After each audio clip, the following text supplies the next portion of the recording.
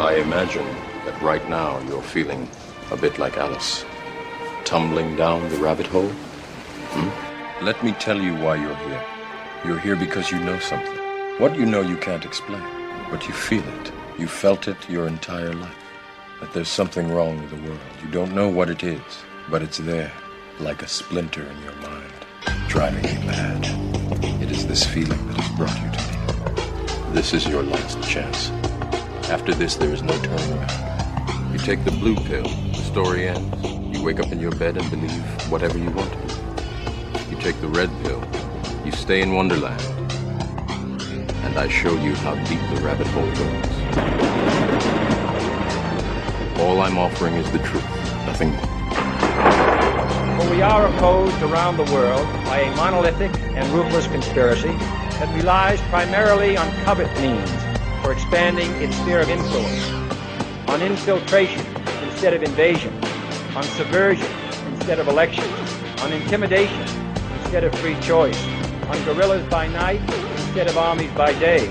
It is a system which has conscripted vast human and material resources into the building of a tightly knit, highly efficient machine that combines military, diplomatic, intelligence, economic, scientific, and political operations. Its preparations are concealed, not published. Its mistakes are buried, not headlined. Its dissenters are silenced, not praised. No expenditure is questioned, no rumor is printed, no secret is revealed. But I am asking your help in the tremendous task of informing and alerting the American people. And now, welcome to another episode of Down the Rabbit Hole. Here's your host from federaljack.com. It's Popeye. Ladies and gentlemen, welcome to tonight's live edition. Tonight, I want to introduce you to an independent filmmaker, independent investigator like myself, someone who I met down in Dallas, or I should say up in Dallas compared to where we're both from, good old South Florida. I want to give my guest, before he comes on, a big shout out because I want to let him talk. So I want to give him a shout out for carrying Judyth's books, by the way, that you hear me sell. Me and Lee, the autograph copies. I didn't have enough room in my vehicle to bring them all back from Dallas, and Pierre himself brought back a bunch of them for me. So I'm going to give him a big shout out now before I forget. Anyway, I want to introduce my guest tonight. I want to introduce him to all of you. I want to pick his brain about what he witnessed, what he experienced at the 50th.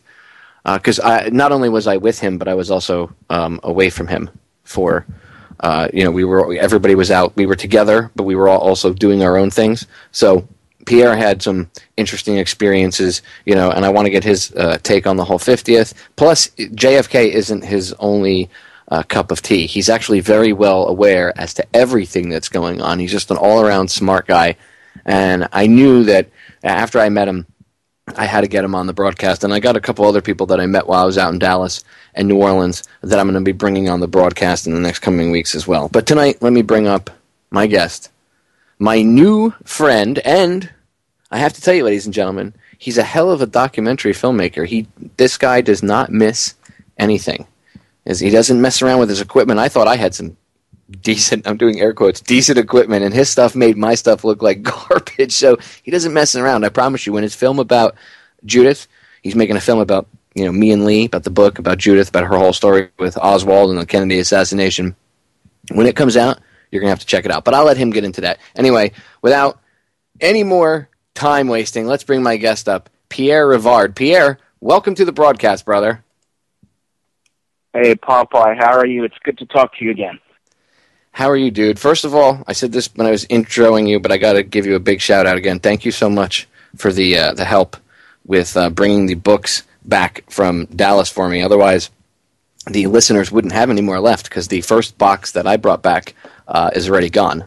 So now I'm into the boxes that you actually lugged back for me. So thank you from me and from everybody that's able to purchase one. Otherwise, they wouldn't be able to do it. So you're just as an integral part of getting that stuff out there as Judyth or I am. So big thanks for that. Hey, it's one of the most important books, that's ever been written, and it is heavy, meaning it's so well documented The pictures are great, and it's just an amazing book, really one of the most important one ever. It's very historical, and I think everyone should read it. It is really a good book, and it's one of those books that even if you're skeptical, like, again, it's always good to keep an open, skeptical mind and not believe everything and research it. I don't want anybody to just read the book and be like, oh, okay, everything she says is 100% true, and I can just take it at face value. No, research it. She gives you the information to go do the research yourself, and you'll see. Pierre got the experience, the same experience I did. We went on 2 separate days, but we both got a chance to go to those public health buildings that she mentions in her book, and that Ed Haslam mentions in Dr. Mary's Monkey, which is where the particle accelerator was, where Ed and other researchers believe that Mary Sherman was killed. You got a chance to see some of the buildings. I got a chance to see some of the buildings. It's different when you actually get a chance to get on the ground. And then we talked the one guard that when you went with Chaplain McHenry, I went with him as well, and we talked to a guard, and one of the guards we spoke to that was on the grounds there of those buildings, he had been there, I don't know, working at the place for 30-something, 40-something years, so he was engrossed in the history. That was like his thing. He liked the history of stuff. So this guy knew the history of everything. So he sat, and while we were walking around, he would sit with either me or Chaplain McHenry, and he would tell us all the history about the buildings, and it confirmed a lot of the stuff that we already knew. You know what I mean? It's almost like her story brings the glue that brings a lot of the missing pieces of the JFK puzzle together. The shadier parts, maybe things people don't understand, characters like David Ferry and the like.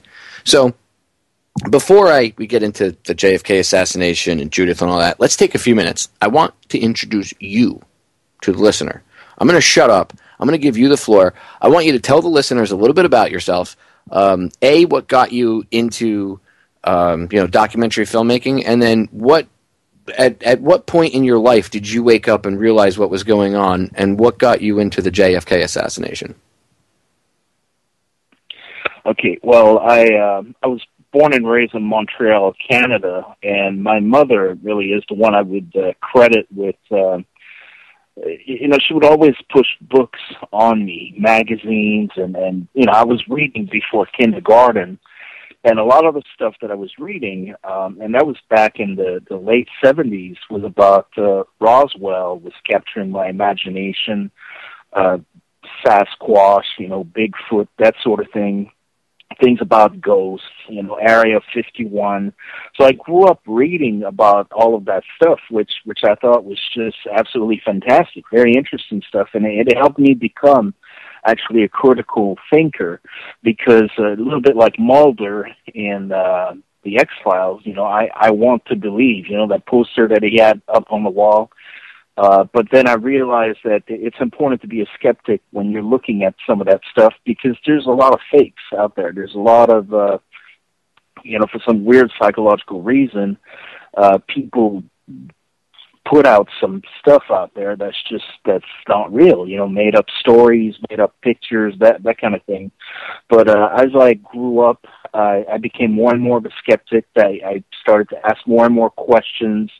And I ended up visiting. I went to Area 51. I did not go inside the base, but I got to drive around the base.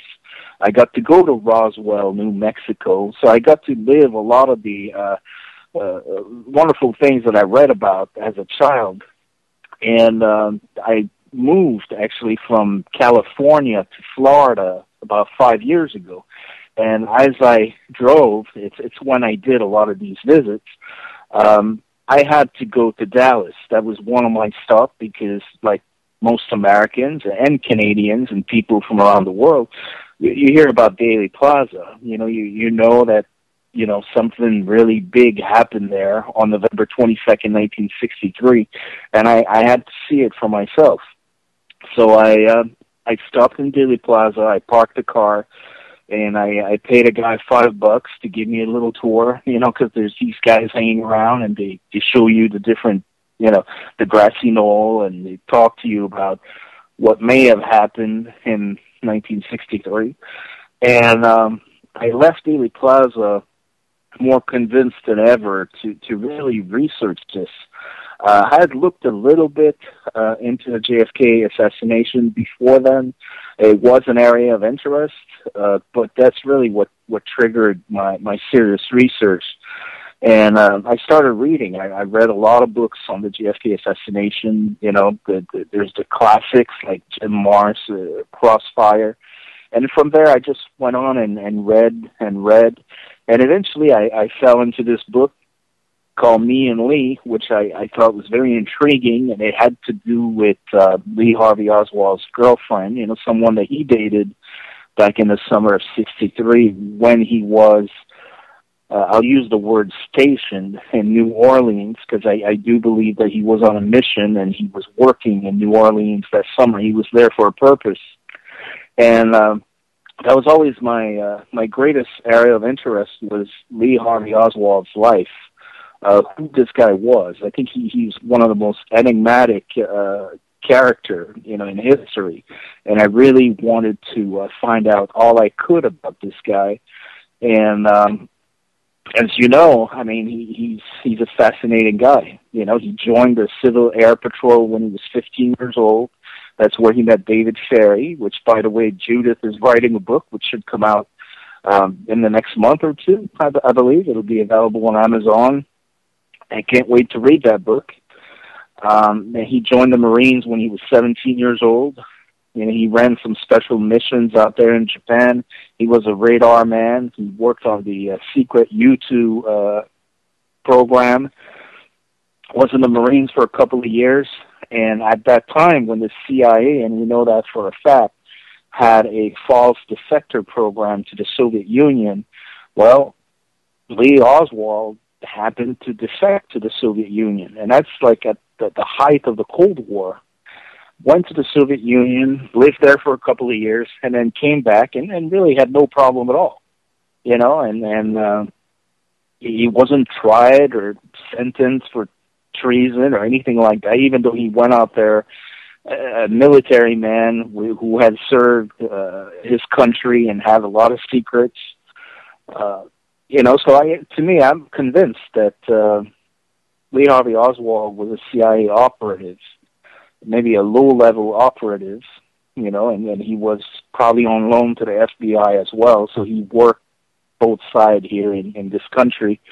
And, you know, I think he was a part of the conspiracy, but I do believe Judyth, when she says that Lee loved JFK and did not want to kill JFK and did not want him to die, that I'm totally convinced about. And so I think he definitely, he got a raw deal. And, you know, just like New Orleans, you were talking about the U.S. Public Health Hospital, it's such a part of the dark side of the secret, you know, history of the United States that so few people know about. And that's one of the goals of my documentary, is to really educate people, to show them a side of the JFK assassination that they haven't seen in any other work before then. And I've seen a lot of work, like the Man Who Killed JFK was very well done. But I really want my documentary to be a part of passing the torch to a younger generation. You know, because what I've witnessed, what I noticed in Dallas, you know, a lot of the people that I've interviewed, they're all in their 70s, you know, because this happened 50 years ago.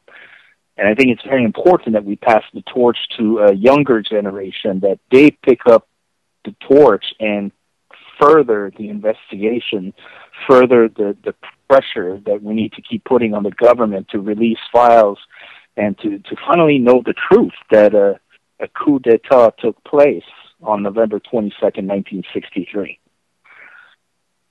Yeah, and I agree about the age difference. When I was in Dallas, everybody, the witnesses, anybody that really gave a crap about it and there were younger kids there. There was a younger crowd, but it's still predominantly this older generation of Americans, people even older than me. Like, I thought it was odd. I'm in my late 30s, Pierre, and I had people calling me kid. And they were like, "Oh, you're so smart for such a young gentleman." And I'm like, "Young gentleman? I'm getting close to 40. I'm not young. I'm not a spring chicken anymore." But I had to step back and realize that, like, the people I was talking to were 75, 80 years old. And a lot of them, by the way, I have to give credit. You know, everybody's afraid of getting old. All the people I met, they got around better than half the people that I know that are in their 30s and their 20s. So I don't know what anybody's concerned about. At least that older generation, they ate red meat. You know, they ate real fat foods and drank alcohol and smoked cigarettes, and they lived to be like 120 years old. The younger generations, we eat all the food with all the crap inside of it, and everybody's dying at 40. Anyway, I don't want to digress too much. So yeah, there was that older generation that was there, but my spirit was lifted, I guess you could say, because I noticed at a couple events like ours, there was that young couple that was they were a documentary film crew of their own. They were working, you know, not with you, but like on their own boyfriend girlfriend team, and they couldn't have been more than 21, 22 years old. I mean, they were babies. They still had water behind the ears and everything, and you know, these kids knew their stuff. I sat and talked to them, and they knew their stuff. Like, they knew. I mean, they had read Judyth's book. They really knew. So that gave me a little bit of hope. You know what I mean? So did you see that too when you were in Dallas? Yes, on November 22nd, 2013, I went down to Dealey Plaza, and they had a ceremony, and of course the people were kept out of the actual area, you know, Dealey Plaza. So I was on the outside with everybody. And there were a lot of teenagers there, and I was very surprised. And then later I learned that it was this popular talk show host, Alex Jones, I believe, had invited people, you know, to show up. And so I did interview a few teenagers. Unfortunately, some of the teenagers I interviewed, they had no idea who Lee Oswald was, but they were there. You know, they were interested in you know, being a part of the moment and participating in what was going on. So, you know, I think there's a will with that youth to be part of something that's big, and I think that there's this innate you know, wanting the truth. You know, I think everybody wants justice deep down inside. Who doesn't want justice, and who doesn't want the truth? So I think that we just need to present that truth in a way that's going to be very appealing to these people, because, I mean, I wasn't kidding when I said that Judyth's book is one of the most important books out there, but it's also, I mean, it's a beautiful love story. It's a story that, you know, it's like between this beautiful, intelligent woman and a spy, you know, this exciting guy who's living this double life, and it's like, who wouldn't want to you know, understand that story and be a part of it, you know, read it or see it in a film. It's a very fascinating story that just happens to be true, yet most people are being kept from it. Most people, I mean, Lee has been portrayed as a lone nut. You know, he's just some crazy guy who killed the president all on his own, and it's just such BS, you know. So I think that the truth needs to come out, and it will prevail. You know, I think, I don't know if it's going to be another 50 years or 100 years, but it will prevail. I think that what happened in 1963, definitely it'll be clear one day that it was a coup d'etat, and that factions of the government and the CIA really got rid of the president because they wanted to get a hold of the power. You know, and that's the one thing that Henry Kissinger said that I agreed with him. He said that the greatest aphrodisiac is power. You know, and I think that's a powerful statement in itself. It's also true, and so I think that's the root of all evil, and that's what happened in 1963. It was all about, you know, getting a hold of that power, and Lyndon B. Johnson won on that day. You know. And not only did Johnson win, but it goes deeper than him. A lot of people, their research into the Kennedy assassination, it stops with him. You know, they want to blame him, and it just goes much further. And I was actually delighted when I sat down with you and I got a chance to pick your brain in Dallas. and you were just so on point and articulate with everything. Like you're not blinded by anything. You totally see what's going on, Pierre, and that's important. And that's why I was glad that you were putting this whole documentary together, because I like where you're aiming with this. See, you see what I see. You see that the youth of today is not lost. You know, we often lament about how the youth of today is retarded down, and all this crap they see on TV, MTV, and all this useless pop culture garbage, right? But I don't think we give them enough credit sometimes. The youth of today isn't as dumb as we think. They just need the proper guidance and the proper direction. They're a lot smarter at their ages than we were, or savvy. Yes, they've been dumbed down. There is certain knowledge they may not have, but if fixed and if properly addressed, it's not too late. And when I see the younger generations being given the proper direction, whatever it be, often they take the ball and run with it. Yes, you do have there is a lot of the side effect from all the brainwashing they've done, and we'll end up dealing with that for generations. But I don't think all is lost. And things like your documentary are a good tool to take and say, look, here, look at this, watch this. And like you said, the younger, what I noticed, the women really love Judyth's book, and it doesn't really matter what age, Pierre. I noticed that if it's a female and she reads, she's into reading, no matter what age, they like Judyth's book because they can at least connect with the love story. They understand her as a female, you know what I mean? It's just the way she comes across with the book. And look, I wouldn't talk to Pierre about this. Pierre wouldn't talk about this, all these other people that have investigated wouldn't have talked about it the way they have unless it was real. I mean, this story is real. Look, Pierre and myself have both walked the very grounds where some of these things took place. I saw it with my own eyes. And by the way, tell me, aren't those buildings creepy, dude? Oh, they're extremely creepy, and I was there at night. Were you there at night as well, or? We were there in like the middle of the afternoon into the early evening, just as the sun was setting, and we were like, I have pictures where the sun's just starting to go down, and it's getting close to the horizon, and it was, dude, it just felt really creepy. Like I was waiting for somebody in a lab coat to just jump out of somewhere and drag us into one of the corners. We actually went up into the buildings and walked around inside the buildings, and it was just very, very creepy feelings inside those buildings, man. Like, you know what I mean? Like, you could, if you research the paranormal, then you understand what I mean. Like, you could just, it's one of those buildings that when you even pulling up to it, I was like, I looked at Chaplain McHenry and he looked at me and I was like, I think that's the building. And he's like, yeah, me too. You could just feel it like emanating from it. Ugh. Yeah, they're a very historic building, and a lot of things happened there that'll probably remain secret, forever, because they were testing for a lot of strange things took place back then. Trying to create a biological weapon. I mean, it's something that happened there.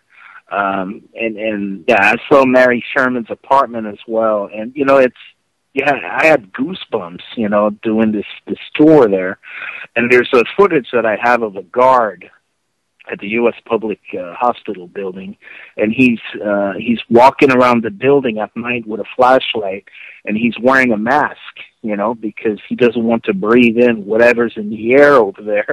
So it just adds even more creepiness to the whole thing, knowing that they did all these experiments out there. This guy's wearing a mask not to, take in anything. It was fascinating to walk those grounds.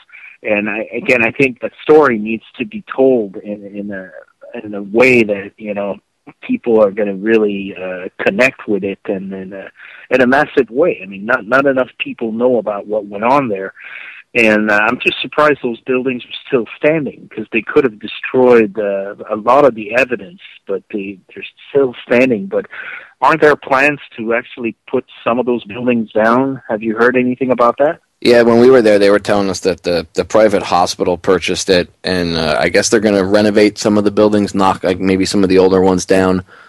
They're actually going to use it. I guess they're going to eventually, reuse it for hospital space.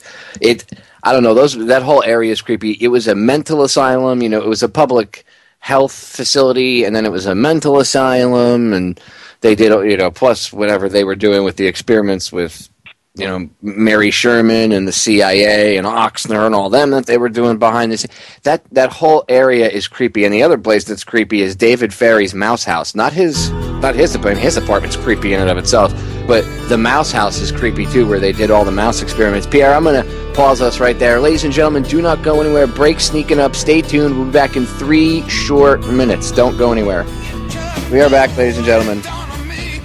We'll get right back into it with Pierre. And again, he has a unique perspective because there's only a few of us that have been able to run around this public health facility. And to understand, it's a huge campus. It's enormous. I don't even remember the exact size of it, but it's big enough that you need a car to drive across. It's huge. It's probably, I would say, the size of, well, I wouldn't say a college campus, maybe like half the size of a community college campus, I guess. Maybe a little bit bigger than half size. I'll ask Pierre what he thinks. But it's a really large facility. And to understand that, picture if you've ever seen a mental asylum, how big, like, you know, a mental asylum, if you grew up or you live near one, you know, the grounds, they're usually huge. Well, like that, pretty sprawling area, covers a lot of acreage, decent amount of buildings on it. And where the building, in fact, Pierre, the building that I was telling you about, that the chaplain and I think that's the one where we found the exact room where the particle accelerator was. There's a huge power line that's still there to this day, and it's huge. I mean, I'm talking, this thing's got to be, I don't know, 6 inches in diameter, 8 inches in diameter. It's huge, and it's running along. You know, in where those buildings were, there's like a little stone wall in the back. It's running along that little stone wall in the back, and there was leaves piled up on it. But I walked over and I kicked all the leaves off of it, and I was like, "Wow, what are you powering with that? That's a big ass power line. What were they running power for?" And the guy's like, "Oh, they have all sorts of equipment and stuff that they use in here, and it's been like that for a very long time." And Chaplain McHenry and I are just looking at each other because we didn't want to tell them. We told them that we were there making a documentary about historic buildings in the historic medical community in New Orleans, or we all stay with, because they were. He said when you guys went on, their attitude was much different than when we first showed up. They were really combative with us. So he told them that we were a documentary film crew. We were just filming, you know, old New Orleans and all these old historical medical buildings. And then they were all too happy to give us the grand tour, and they gave us a guard to walk around, and he was this old guy that just happened to be so filled with information. It was great.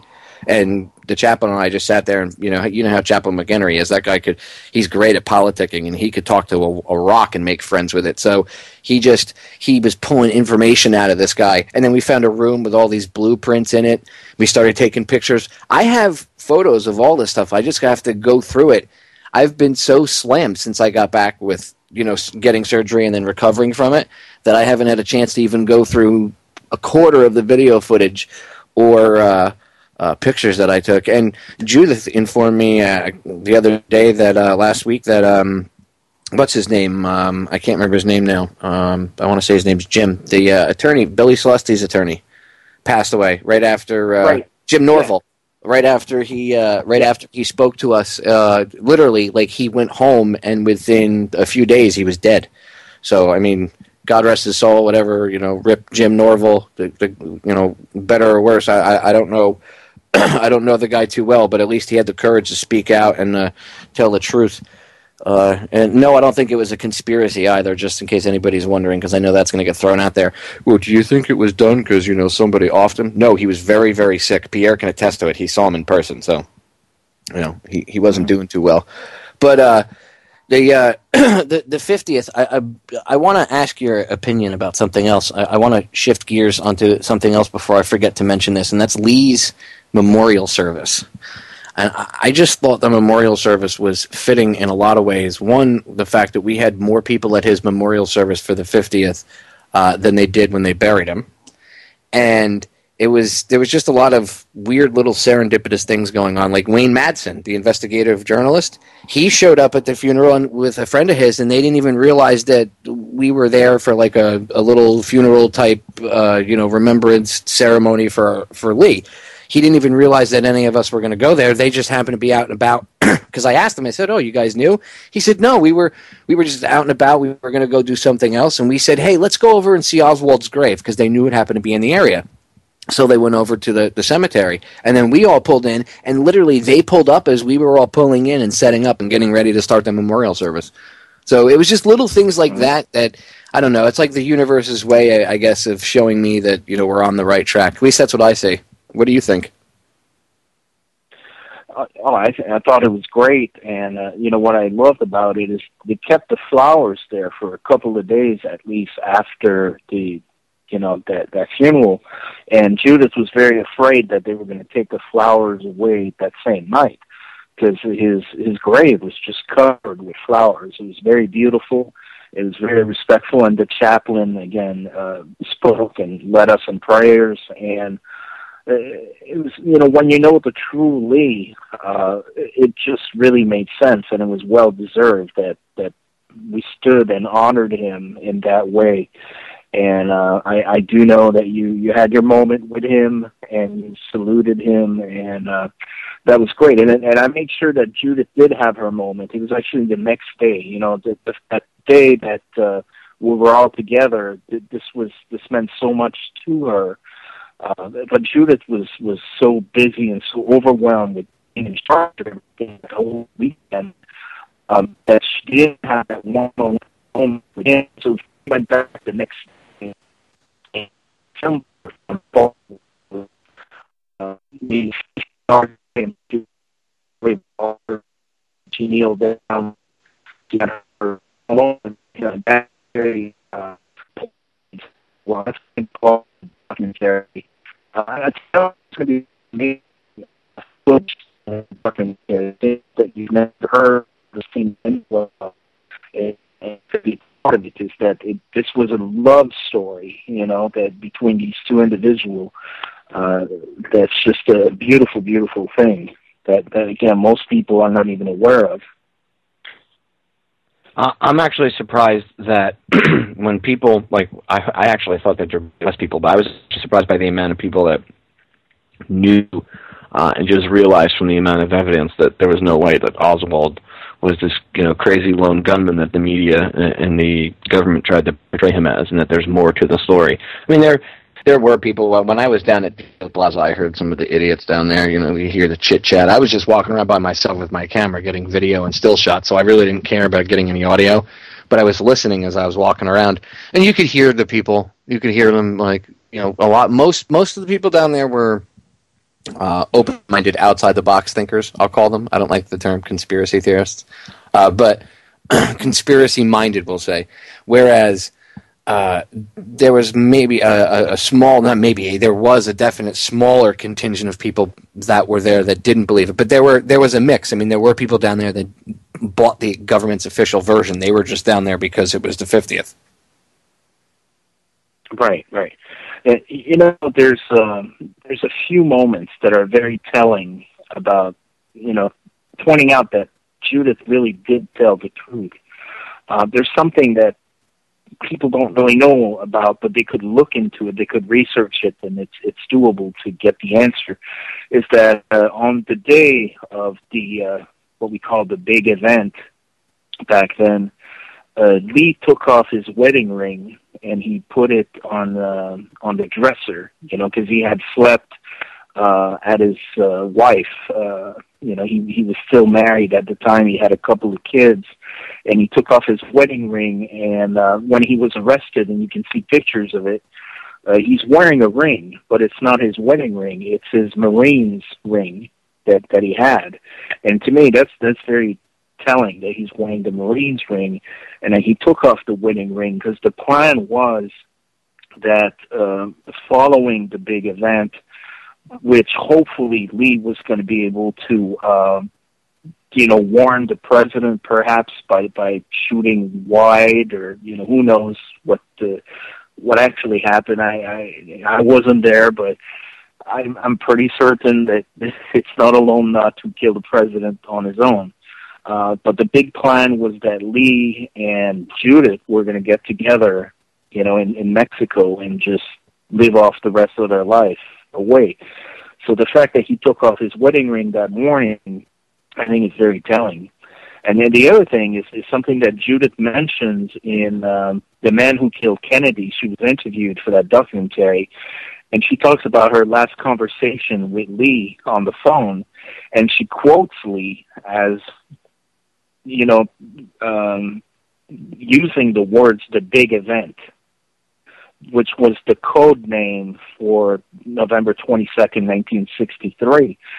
And if you fast forward a few years later, on his deathbed confession, E. Howard Hunt says that the code name for the operation was the big event. Now, he said that on his deathbed, I think about 5 years after Judyth first mentioned it, on camera. So, again, I mean, there's all these little things that really highlight to the fact that Judyth is telling the truth. Everything falls in together. Then that morning, I told you when we had breakfast what I saw that morning in regards to the big event, right? On the local TV. They went back, it was that commercial, and it went back to the live coverage, or the live local news coverage of them setting up for the 50th. And it comes back in with dramatic music, and the lettering comes flying in from the center of the screen and gets big, and it said, "The Big Event."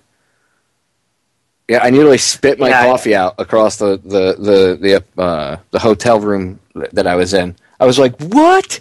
And everybody I say that to that has any inclination about anything with the JFK assassination like this, they all say the same thing. They're like, "Oh, that's right in your face." Oh, it's an insult, Definitely, I wish I had that footage.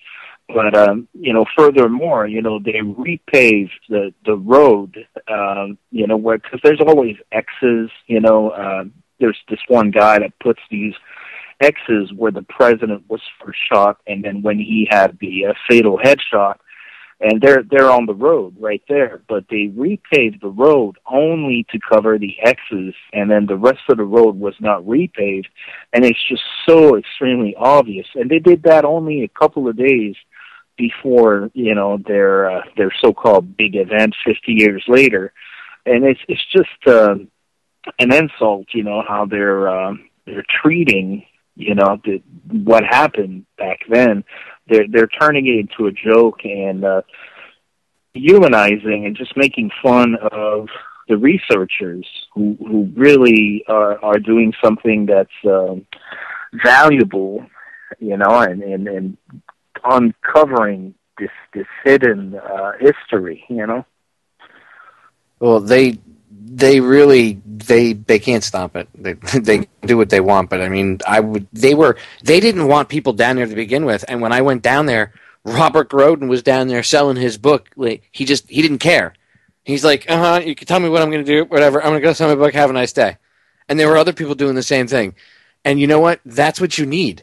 You need people to be like, well, you can tell me that I can't go and honor the 35th President of the United States by telling people the truth about his assassination, but I have that right to do so, and I will practice that right. Thank you very much. Just because you say I can't do it, just because you have a costume or you hold some position of authority, or the only reason why they did that, a lot of people were like, "Oh, they're trying to cover it up." Yes, they were, but a lot of it was there was going to be a lot of international press there, and you get these politicians that even if they're not part of the old school cover-up, how they get connected to it is they don't want to sully their city's image with these idiot conspiracy theorists, these foolish people. We're going to have international press here. We can't have these idiots anywhere close to Dealey Plaza. I mean, that's the way they think. And all they did was show their hand.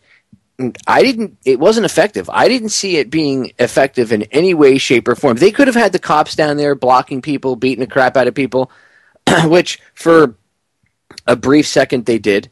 But honestly, it really was for nothing. All it did was it really hardened the case that there's more than what the government says happened.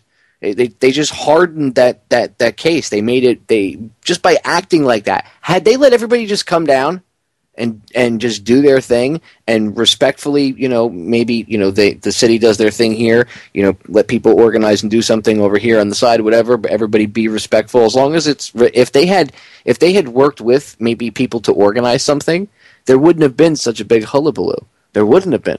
Okay? Or, Jones and his crew never would have shown up.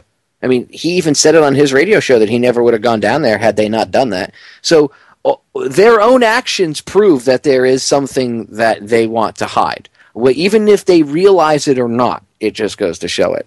It sticks out like a sore thumb.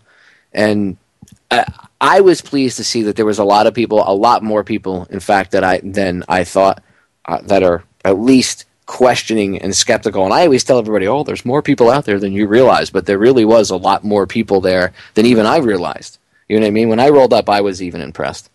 So that kind of filled me with a little bit of hope. You've been to Dealey Plaza before? How many times? Just once? A total of 2 times now, yeah.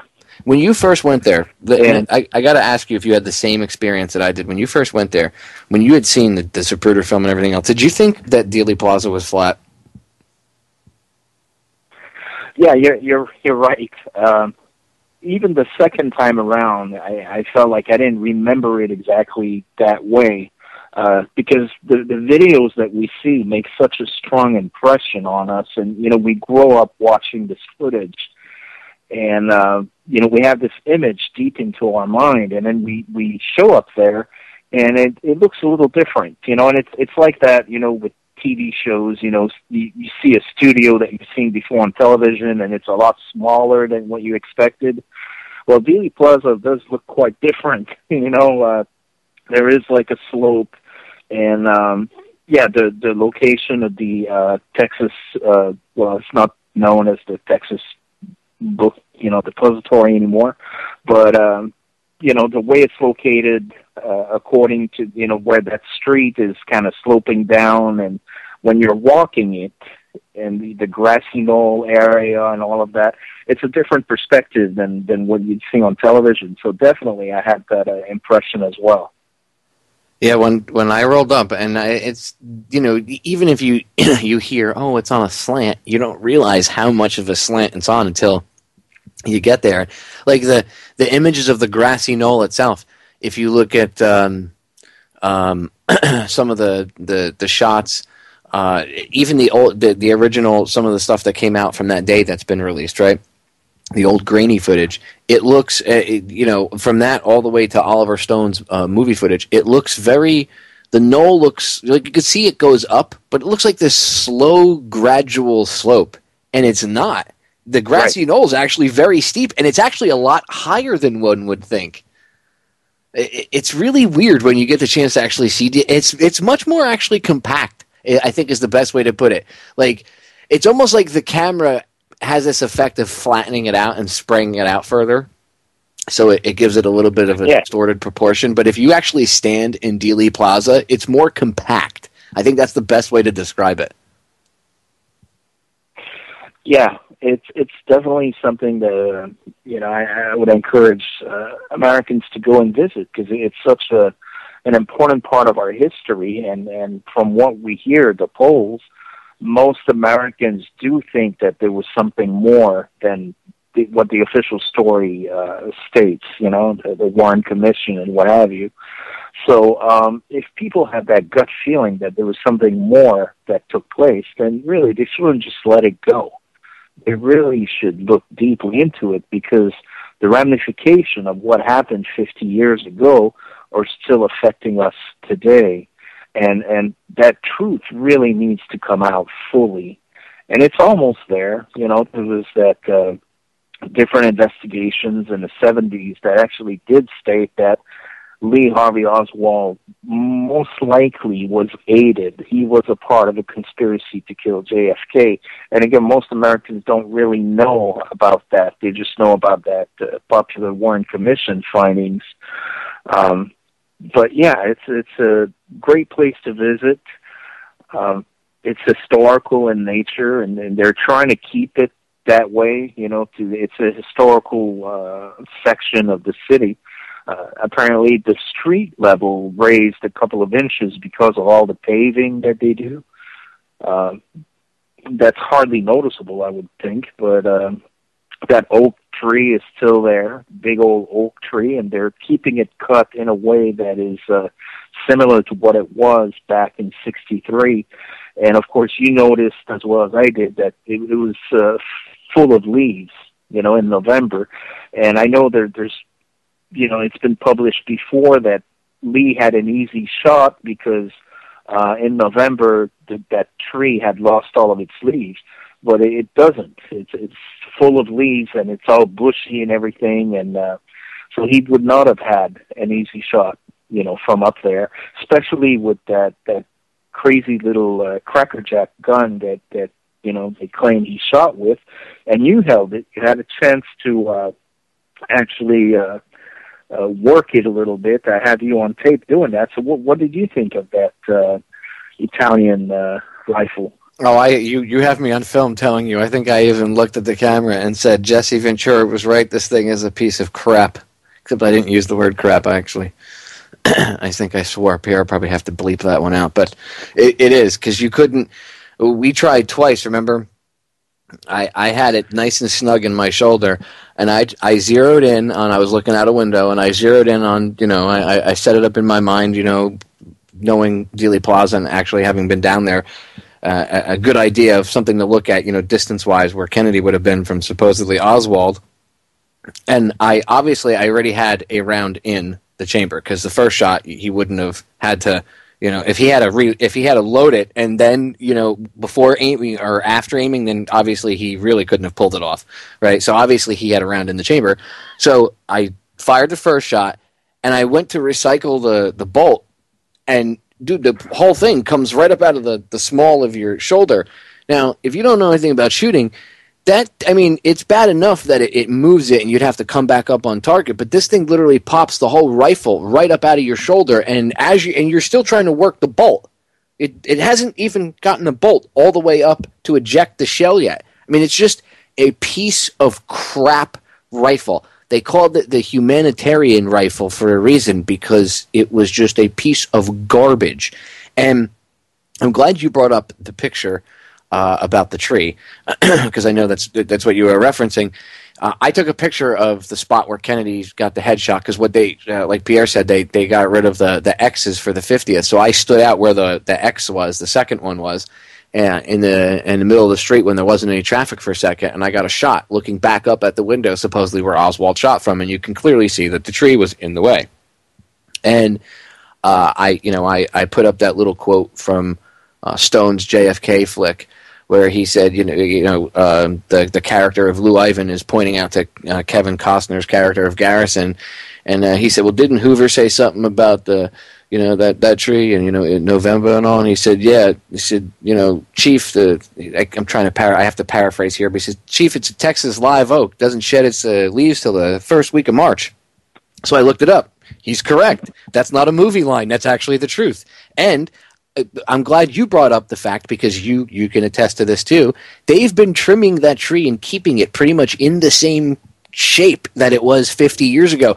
When I said that, when I posted that picture, remember people were arguing me, there's no way that they could keep that tree anywhere near what it was 50 years ago. Look, I don't know how they're doing it, but they're doing it, okay? And it's whether they as the limb grows, they keep trimming it down, or however they prune it. They have a professional guy come in because it's some sort of special tree. I don't know. All I know is that they're actually doing it. And, Pierre, you heard him say it 5-6 minutes ago. Yes, they are doing that. That's why I'm glad you brought that up, because that was a big bone of contention. Sure. Remember, I was arguing that point for a few days there. Yeah. Mm-hmm. Yeah, so, Dealey Plaza is definitely different in real life than what you'd see in pictures. And it's definitely worth going. If you're going to be researching the JFK assassination, that's, you probably want to start there, and you'll end up in New Orleans sooner or later, because it really, a lot of things were going on that summer in New Orleans, and it was an essential part of me filming everything that went on up there, all the historical sites, and like you said, Dr. Mary Sherman. We were fortunate, in a way, to see some of her death pictures. Not too many people saw that, and again, it's very clear that something went on with her at her moment of death, that it's very unlike any other human being's death, and it probably did involve that linear particle accelerator. So it's pretty gruesome. And that wasn't death by burning, right? That wasn't death by just burning to death, right? Like you noticed she still had all of her hair. Yeah, and don't you have any training in firework as well? Isn't that? Yeah, I was a firefighter. That's why I Judyth and I brought this up. In fact, last week when she was on Thursday, when she was on, and I said, I've seen dead bodies before from fires, and they don't. If it's hot enough to burn away, like 3/4 of her arm to the point where it's gone. It's not even like, oh, there's a chunk of it. No, it was a little nub attached to her, and that was it. Whatever was left of it was literally gone. It just vaporized it. Okay, so it's hot enough to do that. You know how hot it has to get for them to cremate bone. Okay, it like 3,000 degrees they cook you in the oven at, right? But yet it's not hot enough to burn the hair off of her head, which is like a foot, not even a foot away from her little nubby shoulder where the arm had. It just doesn't make any sense. It defies physics. It defies a lot of things, unless of course she was electrocuted. Oh, then it makes perfect sense, because it would all be localized to that area, which was the arm, hence the reason why it was vaporized. Pierre, I'm going to pause us right there because the break is sneaking up. Ladies and gentlemen, do not go anywhere. Get me and Lee. You can get it over at Federal Jack, and get Dr. Mary's Monkey. Look for it on Amazon.com. We will be right back. Stay tuned. Ladies and gentlemen, we are back with hour number 2 here on tonight's live edition of Down the Rabbit Hole. I am your host, Popeye, from FederalJack.com. It is February 11th, 2014. It's the Tuesday edition of DTRH, and tonight I'm hanging out with my friend, documentary filmmaker Pierre Rivard. We've been talking about the JFK 50th and all of the, well, some, not all. There's just too many to list. We'd be here for 6 hours. Some of the interesting little stories and things that we experienced during the 50th, and just some of the stuff that, we see, plus information, just regular information that is out there, facts about the JFK assassination itself. We're going to finish up with JFK here in the first segment of the second hour, and get into other things with Pierre as well, though, because Pierre is not a one-trick pony. No. He knows all about 9/11, geoengineering, you name it. Like I said, he's an outside-the-box thinker. He's a very smart individual, and that's why I wanted to bring him on the broadcast to introduce him to you all. I look forward to his movie coming out, not because I'm in a few scenes, but I actually want to see the documentary because I've been talking to him off-air, and I get a chance to actually hear his ideas, and now I have this idea of what it's going to look like, and I'm super excited to see it. But I want to finish up with the JFK assassination. So let's focus on the one last, I guess, aspect of it, and that would be New Orleans, at least for tonight anyway, and that would be New Orleans. Now, Pierre said something last segment that really it hit it home. When you start to research the JFK assassination and you start to look at this angle of it, you realize that it does connect to New Orleans. Look at Garrison's investigation. When you go to New Orleans, when you actually go to New Orleans and you actually start to go to these places that were connected to the assassination, you can almost feel it. We went all over the place. Did you go to Oswald's house, or the place they called Oswald's house, where it wasn't actually in the front, but he actually stayed on the place that was around the side? He had that little side entrance. Did you get a chance to see that? Yes, I did. I interviewed the lady that lives there right now, and that's probably going to make the cut. She had some interesting things to say. So yeah, I saw the house. There's just a lot of weird there's stuff that's gone, by the way. I mean, like I was telling you off air, Guy Bannister's office, that whole block where, Office of Naval Intelligence, the CIA, all that scene that you see. If you go back and watch JFK, ladies and gentlemen, where Kevin Costner has his crew, they're walking, he's Jim Garrison, and he's walking them around, and he says, "Don't you see anything odd? Oswald was here, and here's an Office of Naval Intelligence, the CIA, the FBI." He's like, "Really? This guy's a commie, and he's here? That makes no sense." Well, that whole block is gone. The spot where Guy Bannister's office was, gone. And it was knocked down, and they made it like a federal court complex. And if I remember correctly, it's the Hale Boggs building, or whatever, or complex. And if you go up and look him up, he was the one individual on the Warren Commission that didn't agree with it and wouldn't sign off on it, and then he died in a plane crash. Yeah, right. Is that irony? It's a very mythic story. It's a story that could be told thousands of years from now, because it has all these elements to it that, there's a lot of interesting irony. There's researchers that just focused on all these mysterious deaths, and there's over about 120 material witnesses that have died.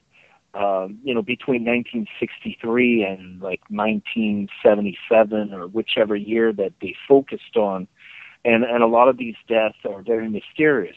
They're suicides that are just impossible. They're strange accidents, car accidents, plane crashes. All of these things.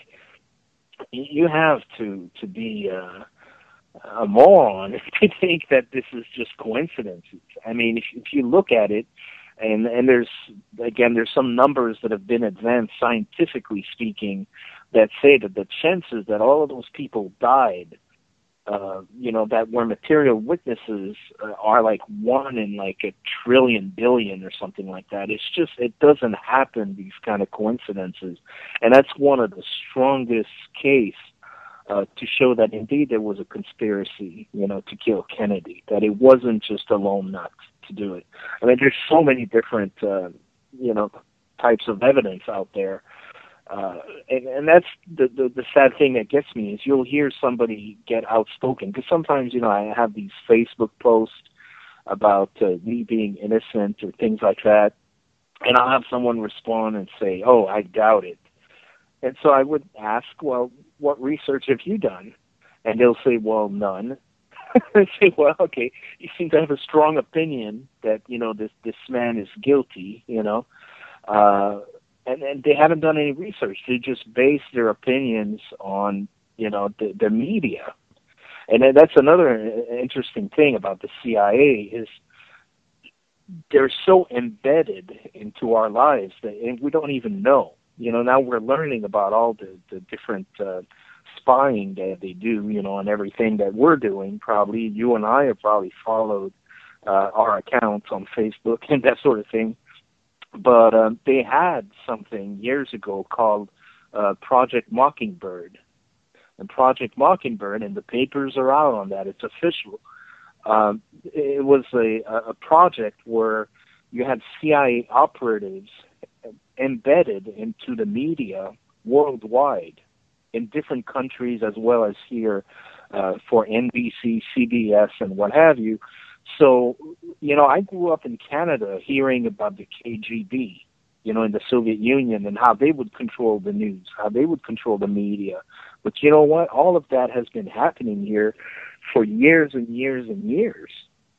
And so, the CIA has a strong hold on the media, on what is being said, the way we perceive other world leaders, the way we perceive other countries.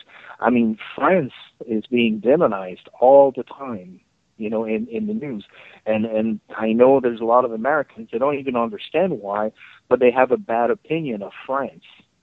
But you know what? When the French people are upset about their government, they're going to hit the street. They're so close to having a revolution. Anytime that something's going on that they don't like, they hit the street. And they hit the streets on a Wednesday afternoon and they stop traffic and they bring the city of Paris to a halt. But here in America, we have to get a permit to protest. And then you get your permit on a Sunday afternoon in an industrial part of town where you're not going to be bothering anybody. So, of course, they don't want the American people to see what the French are doing and to think, well, the French know what they're doing. So, they're being demonized all the time. And I think the CIA actually plays a part in forming our opinions about the world that we live in. And, of course, that includes the JFK assassination. There's so much to the assassination itself. I could sit and do, I don't know, I've already done probably 40, 50 hours of shows on it, but I could easily just do a radio show called the JFK Assassination Show. Like I could, just like 9/11, I could do one called the 9/11 Show. Or there's so much information out there. It's just a matter of, I guess, leading the horse through the water so people can see it. And that's why I'm excited about your film. And before I forget, can we plug it at all tonight? Are we allowed to, or is it not in that stage of the? Yeah. Well, what I want to do with it is to present it to the Cannes Film Festival. So I really want to go to some of the highest profile film festivals out there. And if it doesn't make the final cut for the Cannes Film Festival, then I'll offer it to Sundance, the Toronto Film Festival. So I want it to be at some high-profile film festival. And I think it has a good chance to be accepted because of the story itself. I mean, it's a very poignant story. Everybody knows JFK. Everybody knows. I mean, Lee Harvey Oswald is an iconic figure. So I think there's a good possibility that it'll make one of these higher-end film festivals. So we'll go from there. It's going to be 44 minutes long, and that's on purpose so that it can fit into a 1-hour TV time slot. And we'll see. I don't have any distribution deal or anything like that yet, but I'm not doing it for the money. I'm doing it because it's a passion for me, and I just want the truth to be out there, and like I said, to pass the torch to the younger generation. So we'll see what happens with that. Maybe you can release a director's cut, like Stone did. Yeah, I think there's going to be a lot of interesting footage. There's one interesting story about Dallas. I went to stake out the Texas Theater before I brought Judyth there because I wanted to film her comments at various sites in the Dallas area. And I got there very early Sunday morning, and that's the Texas Theater where Lee was apprehended shortly after the assassination of JFK. And, I'm filming the outside area of the Texas Theater, and I get close to the door, and they have a historic plate, that says that it's now recognized as a historic building and what have you. And I have this gut feeling, sometimes you just do, and I'm thinking, well, I know it was closed because it was very early Sunday morning, but I had a gut feeling to just pull the door open, and I pulled the door open, and sure enough, the door had been left unlocked. And I'm like, oh my God, Lee was accused of sneaking in the Texas theater back in '63, and here I am with my camera on. The door was left unlocked, so I'm sneaking in, and I'm going in, and I'm filming the lobby. And then I'm thinking, well, since I'm here, if I get arrested, if the cops are on their way, because I'm thinking maybe they have some silent alarm or something, at least I have footage that, I'm not somebody trying to rob the place or anything. They could look at the footage and let me go, hopefully. But I figure since I'm that close, I have to see the room and seat where Lee sat. Even though they took the original seat away, there's still that location where he sat. And so I did find the door, and I tell you, I was very nervous. I'm all by myself, and I'm in this place that was left unlocked, this historic place. And so I found the place, the movie, where they show the movie room, And I walk in with the camera, but it was too dark. It was completely pitch darkness, so I couldn't film anything in there.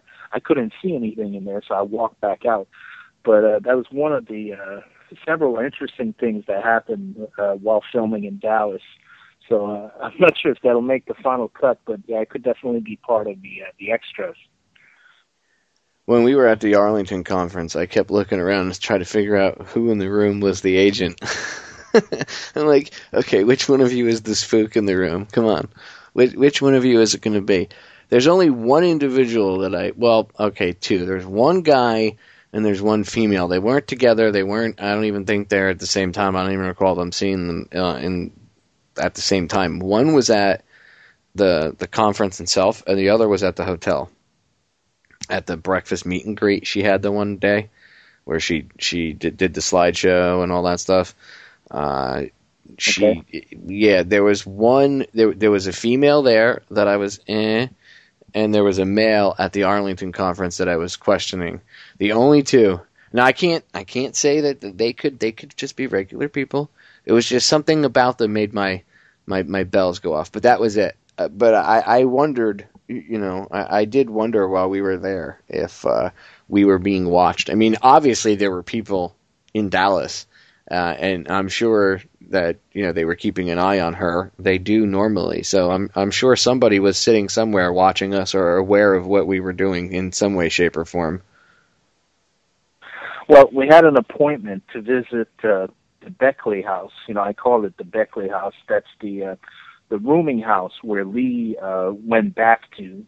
After the JFK assassination, he went back to his rooming house.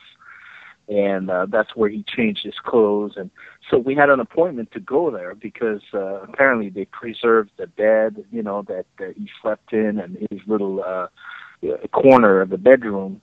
And the morning of our appointment, we got a call from the owner of the house, who's the granddaughter of the original owner, who lived there when Lee was there. And she canceled the appointment. She said that, she couldn't make it. Things came up, and she knew that Judyth was going to be there and that I was going to be filming her. She had given me permission to do that because I had to ask, in order to put things on film, she would have had to sign a release paper and that sort of thing. So she changed her mind just a couple of hours prior to our visit, and Judyth, of course, was very disappointed, but she's used to it. We called her back. We made her a substantial offer, but she still refused. I remember you and Judyth. Seems like I remember you guys having that conversation that morning at breakfast about it. And again, it was out of nowhere because you guys were all excited about it, and then boom, out of nowhere. And Judyth took it really in stride too. She was like, "Yeah, it's kind of normal, status quo." Kind of what I expected. Yeah. And you and I were like, more, like really, like we were obviously like somebody must have gotten to her, and that's how you and I were. And Judyth's all calm about it. She's like, yeah, it happens all the time. I'm used to it. It was just wow. But yeah, it does happen all the time. I mean, look, you guys, look what happened with even that building, right? You and Chaplain McHenry were able to get on the property, no problem. Next time we went on, they gave us a problem, and we had to tell them that we were a documentary film crew. I mean, we were, but we just told them we didn't tell them we were filming about, weaponized cancer research on the property. They probably wouldn't have let us in. Somehow I don't think they would have been, right. I don't want my building in a documentary about that. And then the guard made sure to tell us, this is a special privilege that you're walking around with us. This never happens. And the chaplain and I looked at each other, and I'm like, yeah, except with him and Pierre the other day. Like, it does happen more than yeah. you know what I mean? Like, maybe you were off that day, dude. Yeah. Well, that's part of the documentary filmmaking process. Is sometimes you really have to be sneaky. You have to do everything you can to get that money shot. You know what you need. You just have to figure out a way to get it. And we stretch the truth a little bit, but that's what it's all about: is the truth, getting the truth out there. And those guards work with us, and I'll probably blur their faces. I don't want anybody to get fired. But yeah, I'm looking forward to that segment. Is going to be a very important segment of the documentary. That whole area, that whole property was just creepy. I mean, like I said, when you go on there, I'm gonna go through the pictures and stuff. I'll get with you, off air. We'll meet up for lunch or breakfast, and I'll give you a thumb drive with all that stuff on, or I'll bring a hard drive and we could transfer, because there's probably about 40 or 50 gig worth of photos and videos just from that day alone. Because I had a couple of cameras going, my phone, I had a GoPro strapped to my forehead. Literally, I took a GoPro camera, strapped it to my head, and we were walking around. I was sticking my head in windows. I was sticking my cell phone in windows, trying to get pictures. It was crazy, man.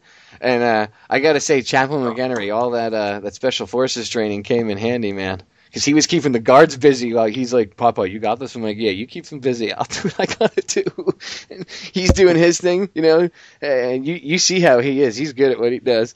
And he's sitting there keeping the guard busy, and I went over and I'm click, click, click, sticking the camera in places. So hopefully we got some good footage. Oh, yeah, he was great. He's very dramatic and a wonderful guy to work with. I'm looking forward to seeing him again. Yeah, I'm actually going to bring him on the show. He does his own radio show, so he wants me to come on. I'm going to bring him on for the listeners so they can meet him. He's, ladies and gentlemen, when you meet him, Chaplain McGenery is he's a really cool guy. High is one of the coolest people you'll ever meet. He's just like salt of the earth, very down to earth individual. And he loves giving the Dr. Mary's Monkey Tour too. When you go see him in New Orleans. Yes, yeah. And he knew a lot of the players as well from back then. He was in New Orleans and in that area where Lee was at that time, but he doesn't remember ever seeing Lee. I mean, he might have run, across him at some point, but didn't know who he was.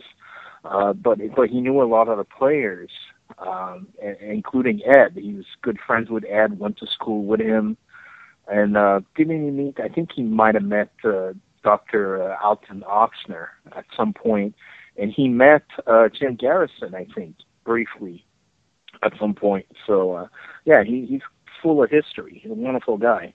And he knows New Orleans because, he grew up there. So he knows New Orleans like, if you need a tour, of New Orleans, he's your man. But then, you're researching this. It's like a double whammy. Not only does he know New Orleans and all the good places to eat and all the good places to drink and all that stuff and where not to go, but he also knows all this stuff about Dr. Mary's Monkey and the JFK assassination, and he knows all about the whole agenda. Like, High is just as awake as anybody else is.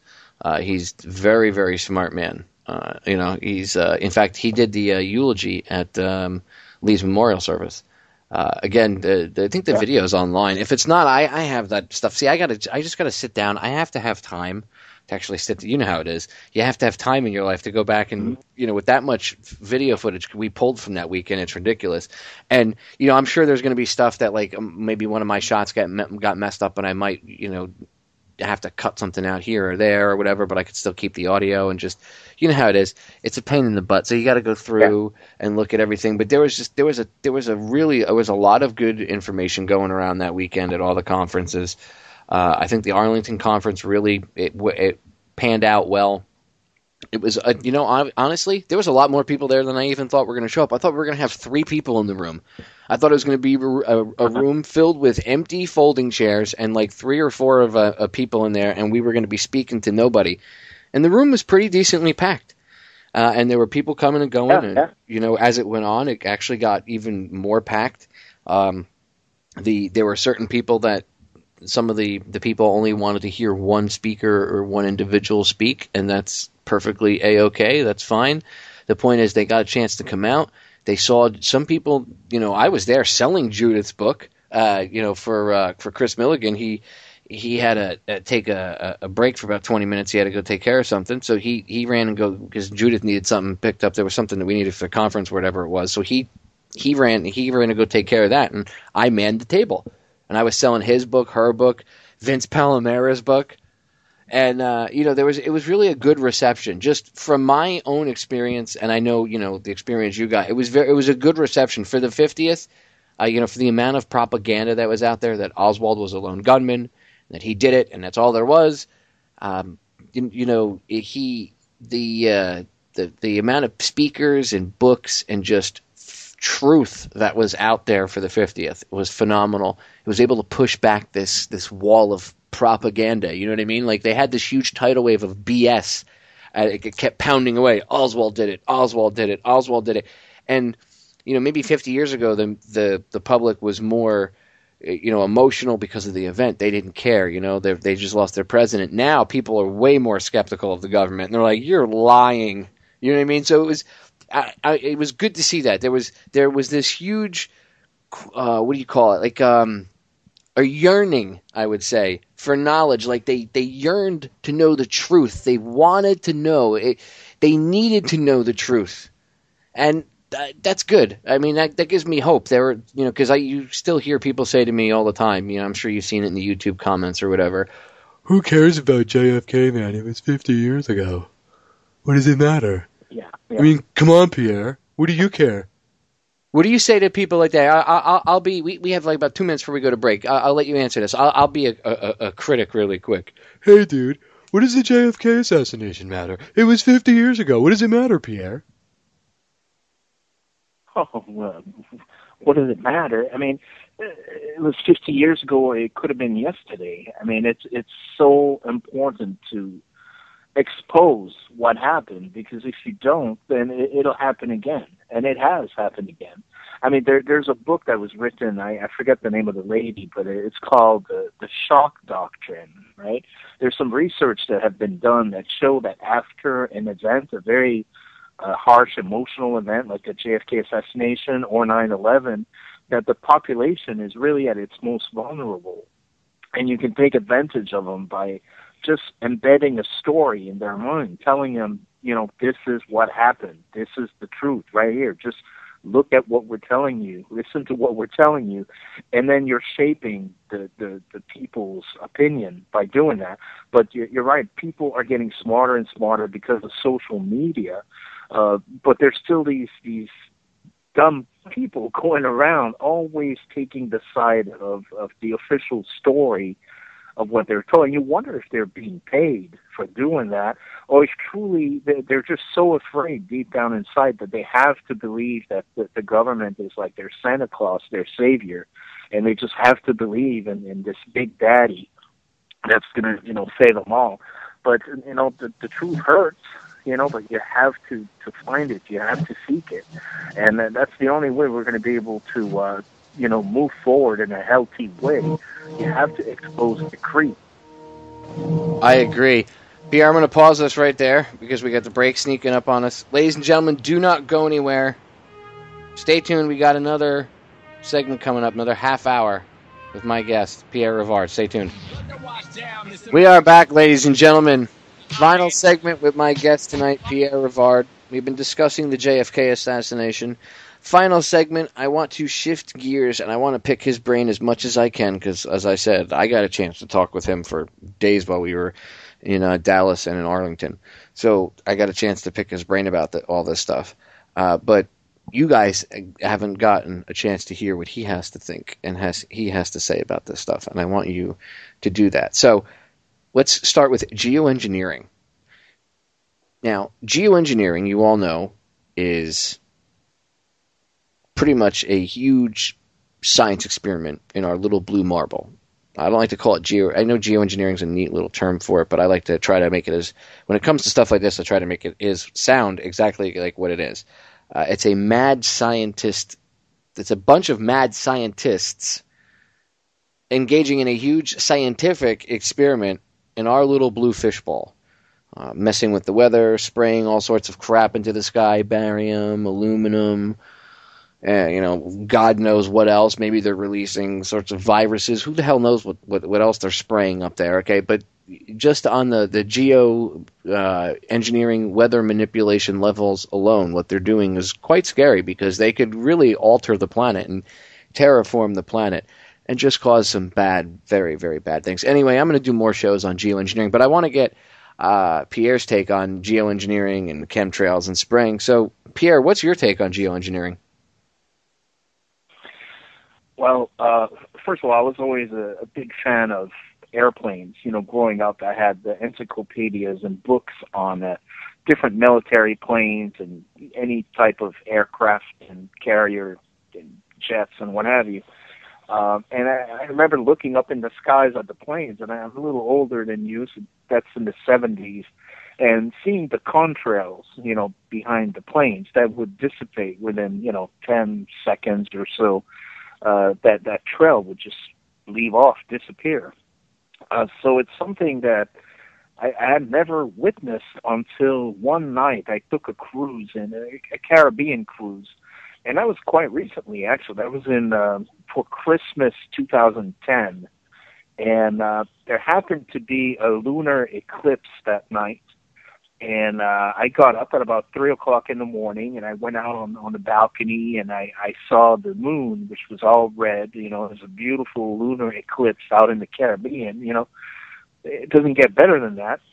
But I noticed something else in the sky, and it was 3 o'clock in the morning, and I didn't know what it was, and I still don't know to this day. I did a little bit of research, and I Googled it, and I couldn't find anything on it, so I don't know if any of your listeners would have an idea of what it was that I saw, but it was like a chemtrail.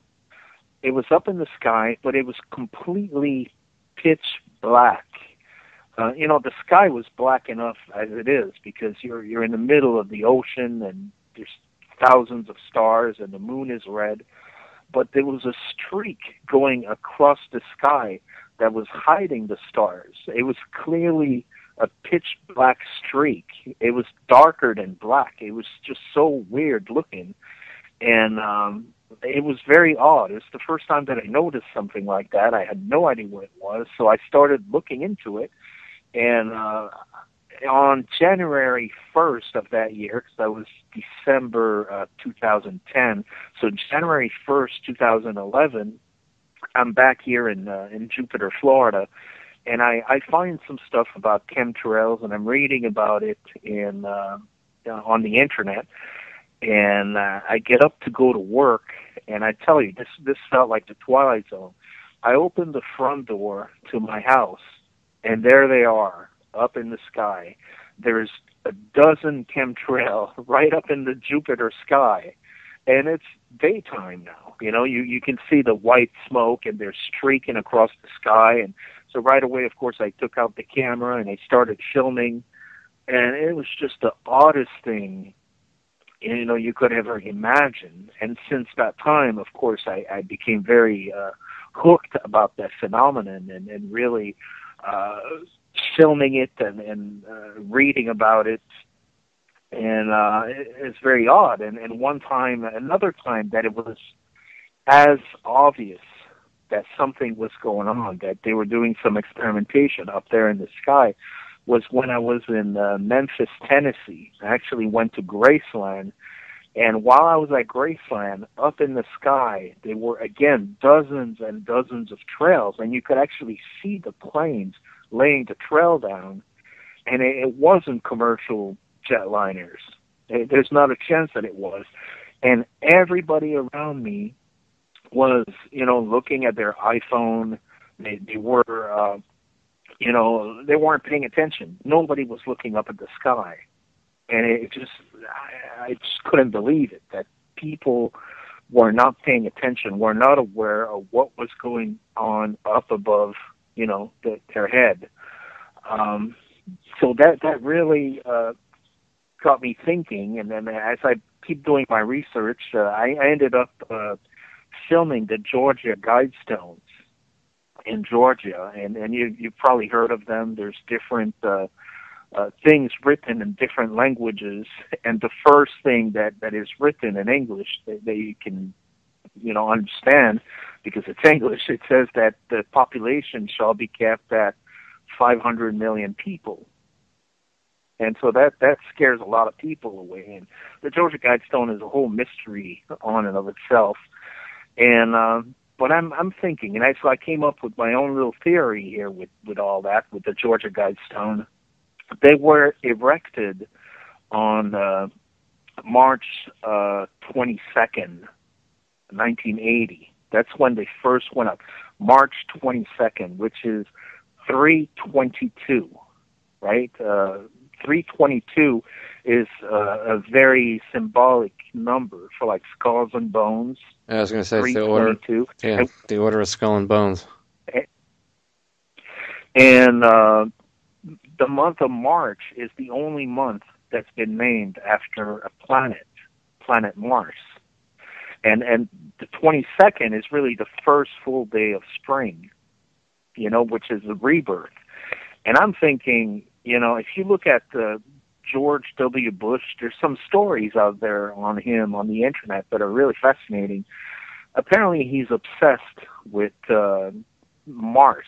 He's obsessed with, not only having this manned mission out there, but to actually have people living there, for us to eventually move to Mars and migrate there. And so I'm thinking what may be happening here with all the chemtrails is that it could be an experiment. It could be, they're working out the kinks of terraforming. That's the term that is used, terraforming Mars.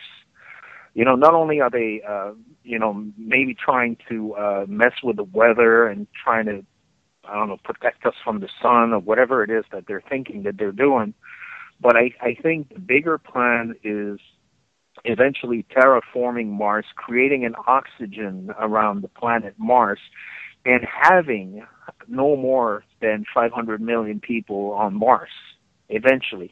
That the Georgia Guidestone may very well be like the 10 Commandments of a new world. And then you're thinking of the New World Order and what have you. Obviously, it's a very long-term project, but in a way, I think, why not? George W. Bush is definitely the kind of guy that I think would want to go down in history as being a god, being someone that helped create a new world, being an architect, for a new world. So I'm thinking there's maybe bigger plans than what most of us may think when it comes to chemtrail. I mean, there's no doubt in my mind that chemtrails exist. That it's out there. You can see them with your own eyes if you just start looking up. But it's a little spooky when you see these connections with the Georgia Guidestone and what George W. Bush is doing in retirement. And the fact that, yeah, indeed, we are going to have a manned mission to Mars, within our lifetime. And, we're screwing up this planet. And I think there's a chance that a couple of 100 years in the future, Mars may be the planet for the elite, the planet for the few, the rich, the powerful, and the rest of us will be living down here. I mean, what better world, than the one that you created yourself, that imagine the laws out there. I mean, a government that runs this planet that they created. Wow. The whole spying scandal that we see today, it's nothing compared to what it would be like living on a world like that was created, for to have people living there, like 500 million of them. I don't know, it's kind of ugly, but it sounds like science fiction. It sounds far-fetched, but it's kind of like the story of Total Recall. It's like Total Recall. That's what they were doing in the movie. They were terraforming the planet. Let me ask you this: do you talk to anybody you know about this? Do you not even so much the terraforming part? Do you even get them to? Are you able to get them to look up and even acknowledge that there's something odd going on? Because I remember when you and I were kids that the skies didn't look like that. This spraying didn't start until the 90s. I can remember a sky where contrails would actually disappear within 30 seconds to a minute after the plane went by. You'd see them dissipate. And it was kind of fascinating to you. Wow, what is that? It shows up and then disappears. What is that? Is that like rocket exhaust? Is that like a space shuttle? Kids would think when we were kids, wow, that's so cool. Buck Rogers, right? But then you started seeing them get stuck in the air like spider webs. And I remember even back in the 90s saying to my mother, doesn't that look odd to you? And not having any reference to work from. You know, just doesn't that look odd to you? But that's it. There was never anywhere else to go. And then as I got older, I started to find out that there were other people that were looking up going, that looks odd. You know, now there's a whole generation of kids that they don't even know what it's like to not see the sky without spraying. And I've noticed they're going back in a lot of old films now, and even some old TV shows, anything that's like digitally remastered or digitally redone, they're going back in and they're adding chemtrails in it.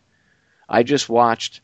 and I have to go, I think I have it on DVD somewhere, so I'm going to have to go check it on DVD. But I watched Christmas Vacation with Chevy Chase the other day, and my wife and I were watching it, and there was a scene where there's chemtrails in the sky in the movie, and I paused it, and I said, "Do you see that?" And now, we weren't watching on DVD, we were watching on a digital download, you know, like in video streaming from Netflix. So I know that could have been digitally remastered. Now I have to go back in and check my DVD and see if that was, because they were doing some spraying back in the 90s, and the shot was probably done, you know, back then they actually did do real movie shoots outside. They didn't, you know, green screen everything and, you know, do everything all digital effects. So it might have been just that they were shooting outside and they were spraying on that particular day. It could be. That happens once in a while. But I've noticed more and more when you watch even the newer TV shows now, they're just blatant. There's X's and crisscrosses in the sky, and they're like, oh, that's normal. And if somebody references it in a TV show and they point up to it, that character is made out to be, you know, a drunk, crazy, nutbag, conspiracy theorist, you know, idiot retard, and there's no way that he's got any sort of credibility whatsoever. So, like, in your personal life, can you get people to, like, even acknowledge, like, by pointing up and go, look, you know, that is not normal. Can you get them to acknowledge that or no? No. I've had people look up and I've explained to them the difference between contrails and chemtrails, but they're always convinced that it's just contrails, that there's no way that the government would do anything like that. They're just, you know, they haven't done any research. It's just like the same people would say, yeah, Lee was a lone nut. He did it all by himself. It's like people have these strong opinions, yet they haven't done any research at all. And it just amazes me. And then, you know, because I'm always open-minded. I want to hear what research they've done. You know, talk to me about what have you done to look into this? And they haven't. They just are adamant that there's no such things as chemtrails. It's fascinating. But, you know, the number one cable show, Pawn Stars, right? I think it's the number one cable show or something. But you can see chemtrails on Pawn Stars every week. It's part of their promotional shot where you see the guys and the name of the pawn shop and what have you. And you see the chemtrails right above the pawn shop. So yeah, we're totally conditioned to see them as part of reality, a normal part of life. And so yeah, I'm not surprised that they would be digitally adding them to old movies. It's very sad, you know, the far reaches that, you know, perhaps again the CIA is behind this, that it has, you know, on controlling, you know, the public. Yeah, I've had this discussion myself with people about, you know, looking up, and I point up to them and they don't want to see it either, and it's usually the same argument. The government wouldn't do that, and I just say, hey, look, this is historical fact. You can go research this. More than 50% of the guys that were involved in testing the first atomic weapon on American soil, okay, and it wasn't the first atomic weapon that was fired on the planet. That would, at least by human hands, that would have to go to the Nazis. They did it before we did. But the first test here on American soil, okay, a lot of the scientists didn't know that the Nazis had already done it. That was a big secret, okay? And they thought they were the first ones doing it, and they were convinced, more than 50% of them, Pierre, were convinced that they were going to ignite the entire atmosphere of the planet on fire. Some of them thought they were going to crack the earth in half. I mean, they were convinced that in one way, shape, or form that they were going to end all life on the planet Earth. At least 50% of them, if not more. And you know what? They went ahead and they did it anyway. So that ought to tell you that they don't care. I mean, they don't care. They, you know, because people say, oh, well, they have to live on the planet too. guess what? It doesn't make any sense to me either. Okay? Does not make sense to any rational thinking human being. These people think otherwise. And believe me, they really don't want to who knows what sick psychopathic, thoughts they have in their heads, but any rational individual wouldn't want to contaminate the planet too much, because you can only live in a bunker for so long. You can't live in a bunker for 200-300 years. Okay, and some of the things they're doing could contaminate the planet for a much longer period of time than that, like Fukushima. Let's not pay any attention to Fukushima. Let's keep focusing all of our money on blowing things up. Let's not put any money into stopping that thing. Although that's a bit too late. Wait, what do you think about Fukushima? We got about 8 minutes. What do you think about Fukushima? What are your thoughts on that?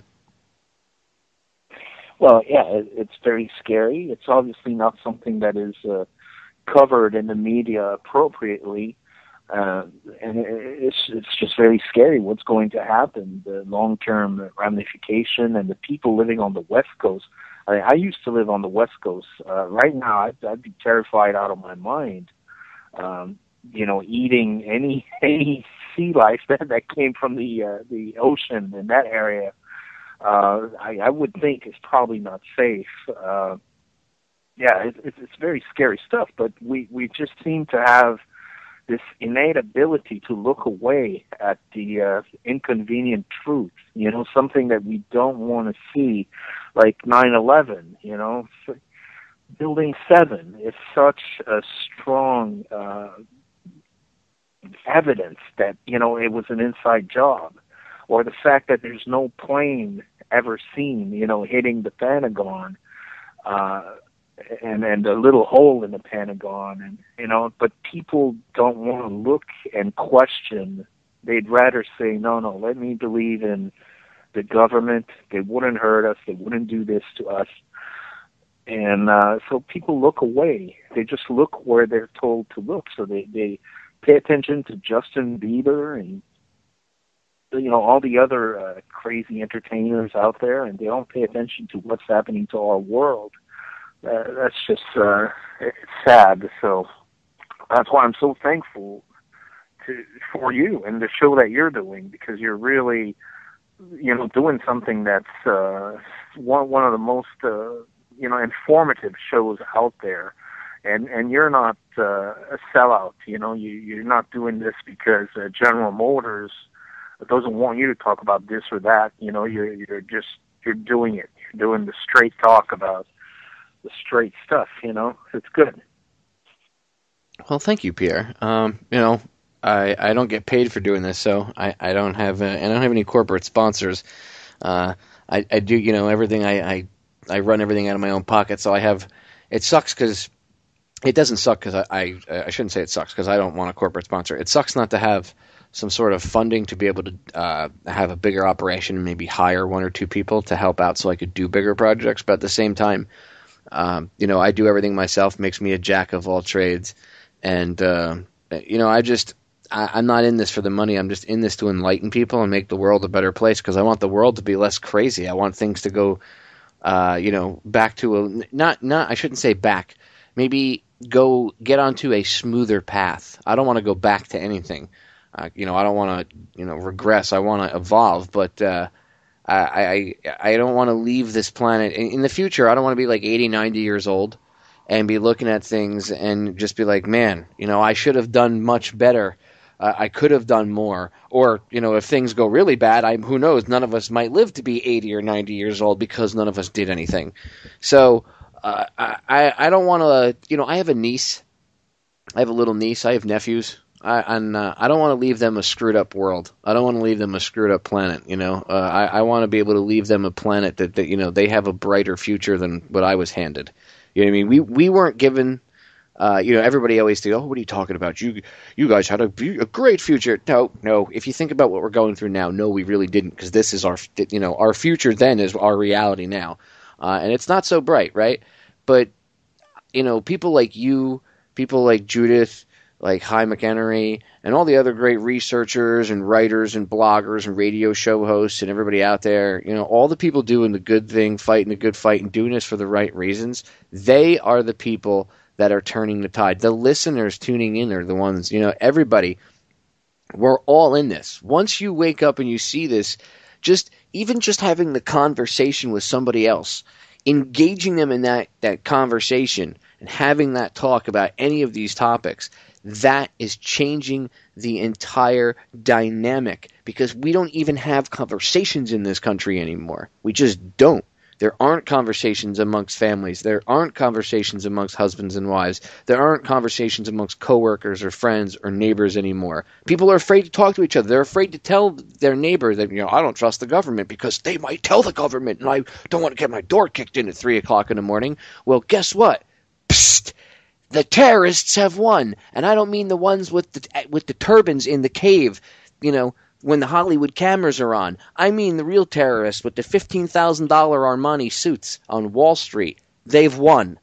Because now we're looking over our shoulders, we don't trust anybody anymore, and we can't have a conversation with anybody anymore. They've broken down communication. The only thing we have left is Twitter, which is 140 characters. Good luck having an intelligent conversation in 140 characters. Okay? And that's what they want. They block everything on Facebook. You got to pay $1 bazillion now. They're stopping the conversation. They do not want the cells of the body, all of us, to communicate with one another. Because if the cells have better communication, then we can fight cancer off, which would be them, right? They don't want that. They want to take... they're like a tumor, Pierre. Do they not realize that if they continue this, they're just going to, eventually kill the host and then kill themselves in the process? Absolutely, yeah, you're right. Speaking of technology, you're right. I think a lot of research has been spent looking at, the smartphones and how it could affect society in general.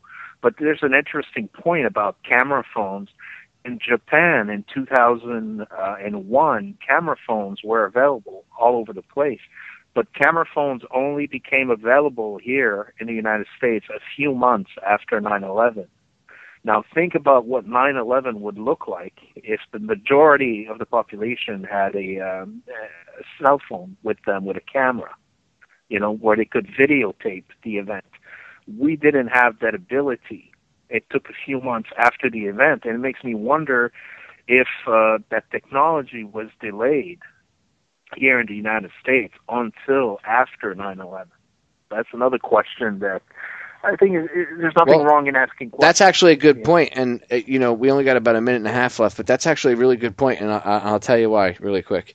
Because I've said this before, and I'll say it again. Cell phones did not become popular like they did now until after 9/11.